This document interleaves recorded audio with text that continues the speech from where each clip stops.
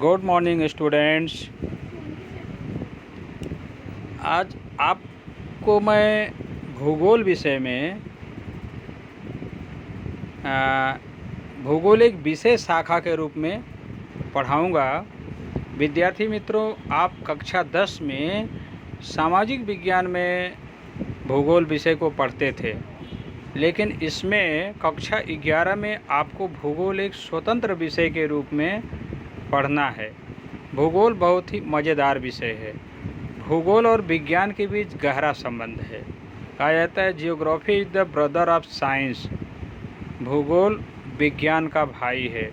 भूगोल में आप पृथ्वी के वातावरण, मृदावरण, जलावरण, मानवीय प्रवृत्तियों और उसके अंतर संबंधों के विषय में जानकारी प्राप्त करेंगे।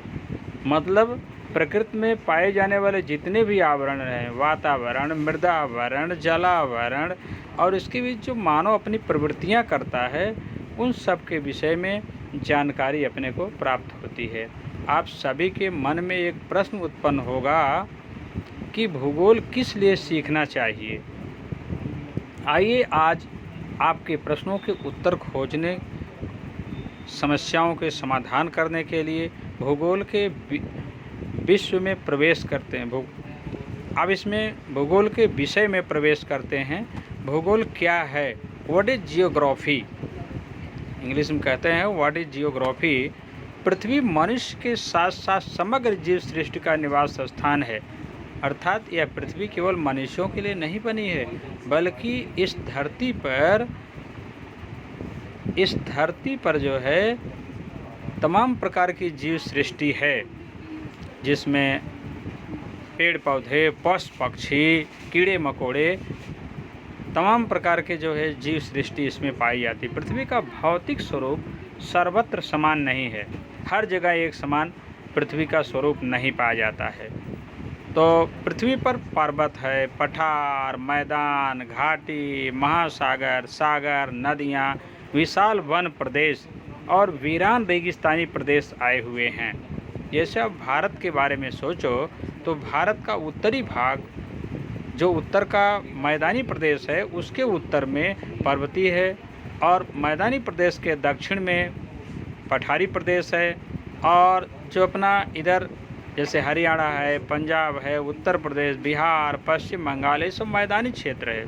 इसके अलावा घाटियाँ, जम्मू कश्मीर के पर्वतीय क्षेत्रों में तमाम प्रकार की घाटियाँ, दक्षिण में हिंद महासागर आया हुआ है और ऐसे तमाम प्रकार के सागर, जैसे पूर्व में बंगाल की खाड़ी है, पश्चिम में अरब सागर है। तमाम प्रकार की नदियां हैं भारत में, गंगा, यमुना, सिंधु, कावेरी, ये सब तमाम प्रकार की नदियां भी यहाँ पर हैं। विशाल वन प्रदेश देखा जाए तो कहीं कहीं जंगली प्रदेश भी है और वीरान रेगिस्तान है। जैसे भारत का पश्चिमी क्षेत्र है, ये रेगिस्तानी, जिसे थारपारकर का रेगिस्तान कहते हैं। तो पृथ्वी के भौतिक तत्वों की विविधताओं के कारण सामाजिक, आर्थिक और सांस्कृतिक पर्यावरण में विभिन्नताओं का जन्म हुआ है। जो भी भौतिक तत्वों की विविधता जो पृथ्वी पर पाई जाती है, इससे अनेकों प्रकार के जो पृथ्वी पर जीव जंतु पाए जाते हैं, उनमें भी विविधता पाई जाती है और इस तरह से मानव के भोजन पर भी इसका प्रभाव पड़ता है, वनस्पतियों पर भी प्रभाव पड़ता है। सांस्कृतिक विकास की लंबी यात्रा के कारण मानव द्वारा गाँव में, शहरों, बाजारों, रेल मार्गों, सड़क मार्गों, औद्योगिक इकाइयों, बंदरगाहों इत्यादि में अनेक प्रकार से सांस्कृतिक वैविध्यपूर्ण पर्यावरण का निर्माण हुआ है। इनमें देखो, जैसे आज शहरी जीवन क्योंकि गाँव से लोग शहरों की तरफ, शुरू में मनुष्य गाँव में रहता था, लेकिन बाद में शहरों की तरफ आकर्षित। शहर कैसे बसे? जब उद्योग धंधों की शुरुआत हुई तो धीरे धीरे शहर बसने लगे। शहरों में अनेक प्रकार की सुविधाएं लोगों के लिए उपलब्ध होने लगी, तो बाज़ारों का विकास हुआ, रेल मार्गों का विकास, एक जगह से दूसरी जगह आने जाने के लिए रेल मार्ग, सड़क मार्ग। इसके बाद औद्योगिक इकाइयाँ स्थापित की गई मनुष्य की आवश्यकताओं को पूरा करने के लिए। फिर जो है बंदरगाहों इत्यादि में अनेक प्रकार के सांस्कृतिक वैविध्यपूर्ण पर्यावरण का निर्माण हुआ। कुछ प्रदेशों में मानवीय प्रतिकूल भौगोलिक परिस्थिति के अधीन बना है, जहाँ मनुष्य के लिए रहने के, निवास के अनुकूल भौगोलिक परिस्थितियाँ नहीं हैं। तो कुछ प्रदेश में उनकी परिस्थिति को अपनी मेहनत, बुद्धि और वैज्ञानिक खोजों से अनुकूल बनाया। मनुष्य अपनी बुद्धि से, मेहनत से और वैज्ञानिक खोजें करके अपने रहने के अनुकूल बना लिया। पृथ्वी सतह पर आए हुए भौगोलिक तत्वों और मानवीय तत्वों की विभिन्नताओं का अध्ययन भूगोल विषय में होता है। भूगोल के लिए जियोग्राफी शब्द सर्वप्रथम ईस्वी सन 2री सदी में ग्रीक भूगोलवेत्ता एरिस्टोटेलिस ने प्रयोग किया था। लैटिन भाषा में जियो का अर्थ पृथ्वी और ग्राफिया अर्थात वर्णन करना, जिससे भूगोल अर्थात पृथ्वी का वर्णन करने वाला विज्ञान जिसको कहा जाता है। भूगोल अर्थात पृथ्वी के बारे में अध्ययन करने वाला शास्त्र जो होता है। भूगोल का शाब्दिक अर्थ पृथ्वी का वर्णन इस प्रकार होता है: पृथ्वी सतह का पद्धति अनुसार वर्णन करने वाला विज्ञान अर्थात भूगोल।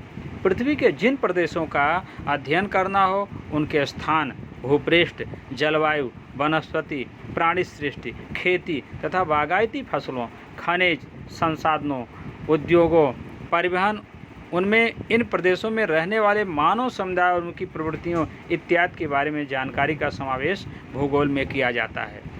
मतलब जिस प्रदेश के बारे में अध्ययन करना है वहाँ के भूपृष्ठ के बारे में, जलवायु, जो भी भौगोलिक परिस्थितियाँ पाई जाती हैं, प्राणी सृष्टि है, खेती है, इस बागायती फसलें हैं, इन सारी चीज़ों के बारे में अध्ययन किया जाता है। प्रसिद्ध भूगोलवेत्ता हार्टशॉर्न के मतानुसार भूगोल ऐसा विज्ञान है जो पृथ्वी के एक स्थान से दूसरे स्थान तक परिवर्तनशील स्वरूपों का वर्णन मानव संसार के रूप में करता है। अब कुछ भूगोलवेत्ता भूगोल की समग्र विषय वस्तु को 3 संक्षिप्त प्रश्नों या 7 शब्द में वर्णन करते हैं, जिनमें क्या है, मतलब भूगोल क्या है, व्हाट इज, कहाँ है, वेयर इज, एवं क्यों है, वाई इट इज का समावेश होता है। भूगोल का कार्यक्षेत्र पृथ्वी जितना विशाल होते हुए भी उसमें मुख्य रूप से 2 परिबलों का अध्ययन होता है: प्राकृतिक तत्व एवं सांस्कृतिक तत्व। अब इसमें मानव को केंद्र स्थान पर रखकर इन दोनों की जांच की जाती है। भूगोल पर घटित होने वाली प्रत्येक भौगोलिक घटना कार्य कारण के संबंध को समझाती हैं।